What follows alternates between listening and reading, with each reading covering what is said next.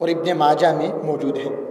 اور پھر جامع ترمذی کے حدیث پاک عرض کروں، عبداللہ بن عمر رضی اللہ عنہما ہی راوی ہیں، حضور نبی اکرم صلی اللہ تعالیٰ علیہ وآلہ وسلم نے ارشاد فرمایا کہ جس آدمی کی دوست اس کو اچھا لگے، جو شخص اپنے دوستوں کی نزدیک اچھا ہو تو اللہ کے نزدیک بھی اچھا ہوتا ہے، اور جو شخص اپنے پڑوسیوں کے نزدیک اچھا ہو، نبی رحمت صلی اللہ تعالیٰ علیہ وآلہ وسلم نے ارشاد فرمایا وہ شخص اللہ کے نزدیک بھی اچھا ہوتا ہے۔ دوستوں اور پڑوسیوں کو پتہ ہوتا ہے کہ یہ آدمی، یہ شخص کیسا ہے۔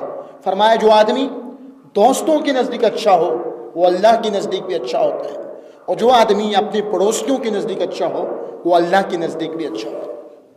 اور صحیح بخاری ہی کی ایک اور حدیث پاک عرض کرتا ہوں، حضرت عائشہ صدیقہ زوجہ رسول ام المومنین رضی اللہ تعالی عنہا نے آقا دو جہاں صلی اللہ تعالی علیہ وآلہ وسلم سے پوچھا کہ یا رسول اللہ، جب میں تحفہ دوں، کچھ دوں، تو میرے گھر کے قریب میرے دو پڑوسی ہیں، میں ابتدا کس سے کروں؟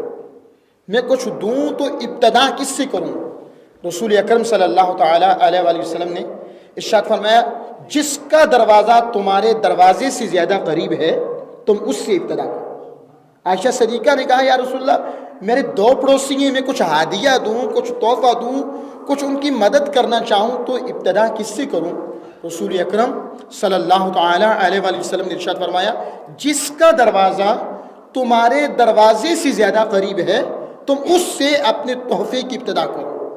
اور ایک اور صحابی رضی اللہ عنہ حضور نبی اکرم صلی اللہ تعالی علیہ وآلہ وسلم کی بارگاہ میں حاضر ہوئے، معجم کبیر میں یہ حدیث پاک موجود ہے، اور حاضر ہو کے عرض کرنے لگے یا رسول اللہ، میرے پڑوسی کے، ہمسائے کے مجھ پر کیا حقوق ہے؟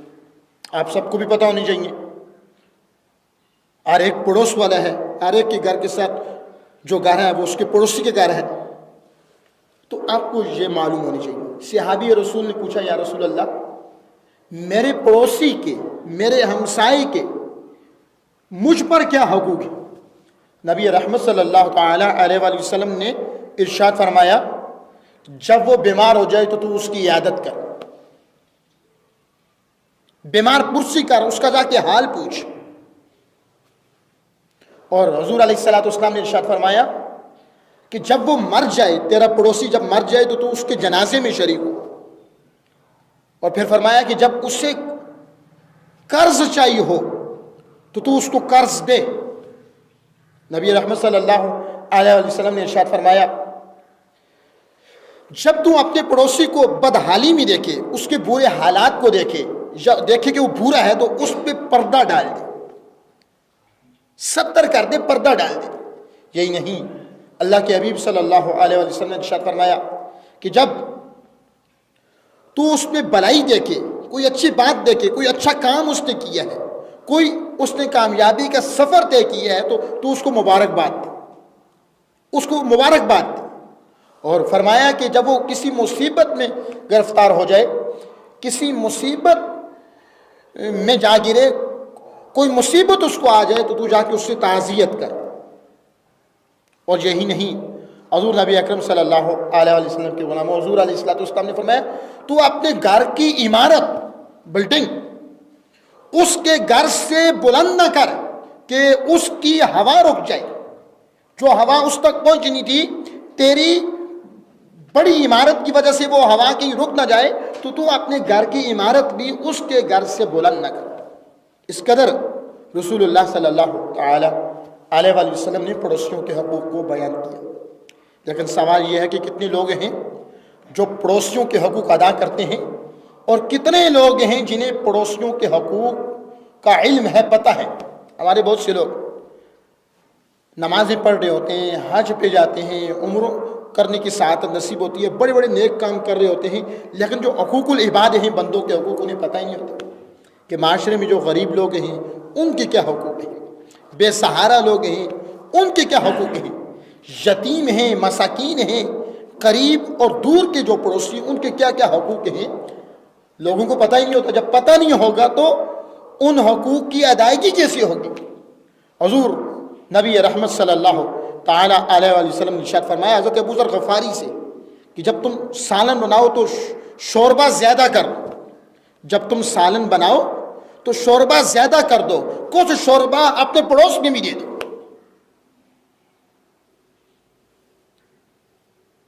تو یہاں تک علماء نے فرمایا کہ جب تم میوے لاؤ، فروٹ لاؤ، کوئی میٹھی چیز لاؤ، اپنے پڑوس میں بھی کچھ نہ کچھ دے دو. اگر تم اتنے کنجوس ہو، اتنے سنگ دل اور اتنے سخت دل ہو، پڑوس میں نہیں دے سکتے ہو، تو پھر ان کے بچوں کے سامنے یہ چیزیں لے کے نہ جائے گا کہ اس سے وہ رنجیدہ ہوں گے، ان کو رنج ہوگا، غم ہوگا، تکلیف پہنچے گی.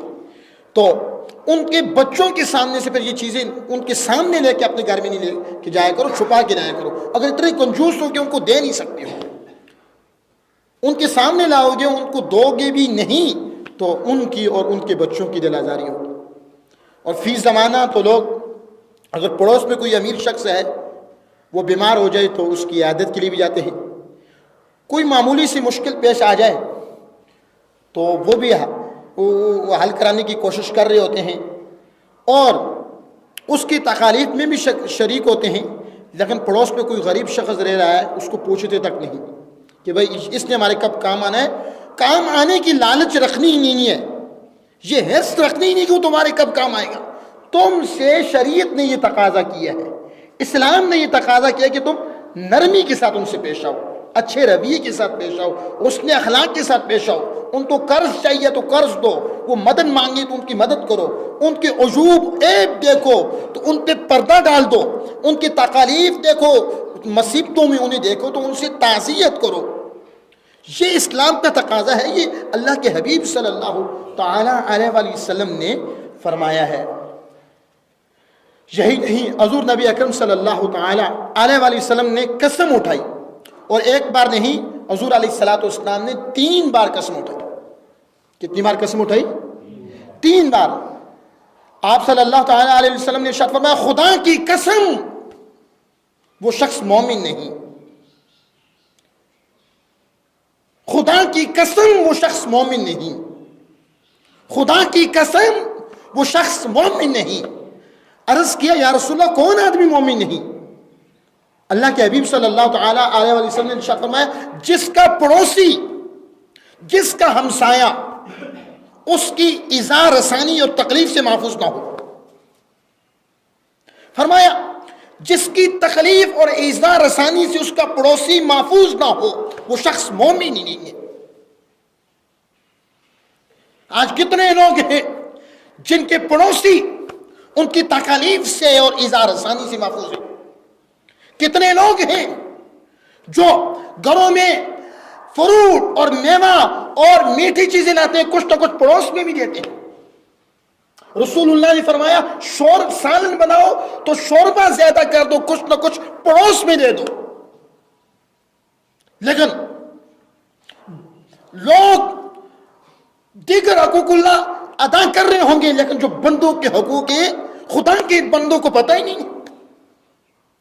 نبی رحمت صلی اللہ تعالی علیہ وآلہ وسلم نے ارشاد فرمایا جو شخص خود پیٹ بھر کے کھائے رات گزارے، جو آدمی پیٹ بھر کے رات گزارے اور اس کے علم میں ہو، وہ جانتا ہو کہ اس کا پڑوسی بھوکا ہے، اللہ کے حبیب نے فرمایا اس کا مجھ پر ایمان ہی نہیں ہے، اس شخص کا مجھ پر ایمان نہیں. جو خود پیٹ بھر کے کھائے اور رات گزار دے، اس کا جو پڑوسی ہے وہ پڑوسی بھوکا ہو اور یہ شخص جانتا ہو، فرمایا اس کا مجھ پر ایمان ہی نہیں، وہ بھی مومن نہیں ہے. ایمان کی تکمیل چاہتے ہو، قریب کے پڑوسی ہوں یا دور کے پڑوسی ہوں، وہ رشتہ دار پڑوسی ہوں یا غیر رشتہ دار پڑوسی ہوں، وہ کافر پڑوسی ہوں یا مسلمان پڑوسی ہوں، وہ نیک پڑوسی ہوں یا گناہگار پڑوسی ہوں، ان کے ساتھ حسن سلوک سے پیش آؤ. وہ گناہگار ہیں تو آپ سے نہیں پوچھا جائے گا، وہ یہودی ہی کیوں نہ ہو آپ سے نہیں پوچھا جائے گا کہ وہ یہودی کیوں نہ، آپ سے آپ کے اعمال کے بارے میں پوچھا جائے گا.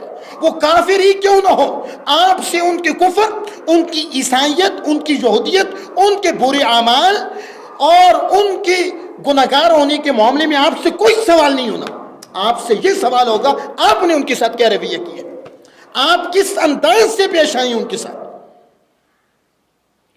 आपसे ही पूछा जाएगा। फरमाया हुस्न सलूक पड़ोसियों के साथ फकत यही नहीं कि वो तकलीफ पहुंचाएं तो तुम सब्र करो, फरमाया नहीं, अगर वो तकलीफ पहुंचाएं तुम तकलीफ भी उन्हें ना पहुंचाओ और उनके साथ नरम रवैया रखो।